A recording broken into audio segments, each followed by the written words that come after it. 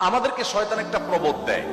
এই ভিডিওগুলো আমরা দেখি ফেসবুক, ইউটিউব, আর স্কিপ করে চলে যাই, উপরের দিকে টেনে আমরা স্ক্রল করে চলে যাই।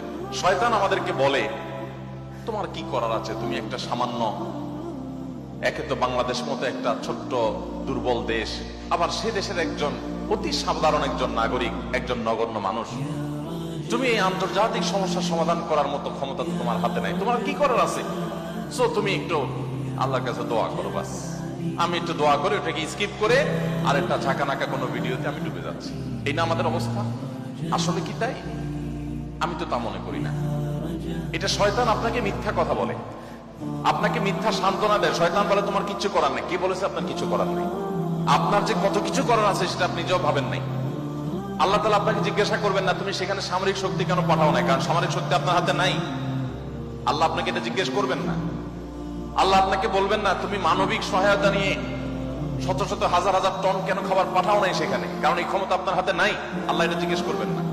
আল্লাহ জিজ্ঞাসা করবেন তোমার হাতে একটা ইহুদি পণ্য তোমার বাসায়, তোমার টয়লেটে, তোমার বেডরুমে, তোমার প্রত্যেকটা জায়গা, কখনো সাবানের নামে, কখনো শ্যাম্পুর নামে, কখনো লোশনের নামে, কখনো চকলেটের নামে, কখনো ড্রিঙ্কসের নামে, কখনো রেস্টুরেন্টের ফাস্ট ফুডের নামে, তোমার বাসার প্রতিটা কক্ষে কক্ষে, প্রতিটা টয়লেটে তাদের পণ্যগুলো শোভা পেয়েছে।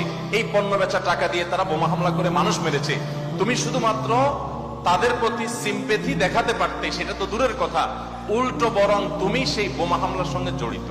তুমি জেনে হোক আর না জেনে হোক, তুমি বুঝে হোক আর না বুঝে হোক, তুমি কিন্তু সেই বোমা হামলার সাথে জড়িত। প্রতিদিন তুমি চাঁদা দিচ্ছ ফিলিস্তিনের মানুষকে হত্যা করবার জন্য। আল্লাহ এই কথা বলবেন? এই কথা বলার যথেষ্ট সুযোগ আছে। প্রতিদিন আপনি চাঁদা দিচ্ছেন।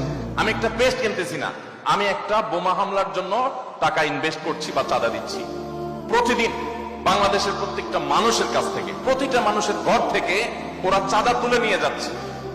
আপনি মনে করছেন মুদি দোকানে গিয়ে আমি মালামাল কিনে আনছি। আল্লাহর কসম করে বলছি এটা মালামাল কেনা না। এটা আপনি দেখছেন মালামাল কেনা, আমি এটাকে মালামাল কেনা দেখছি না।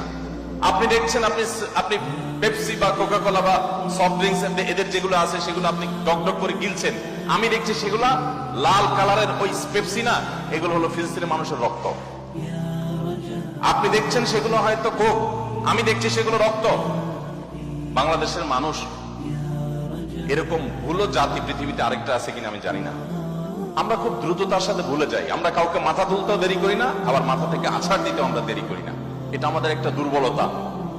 আমাদের দুর্বলতাটা আমাদের কাটিয়ে ওঠার চেষ্টা করা দরকার।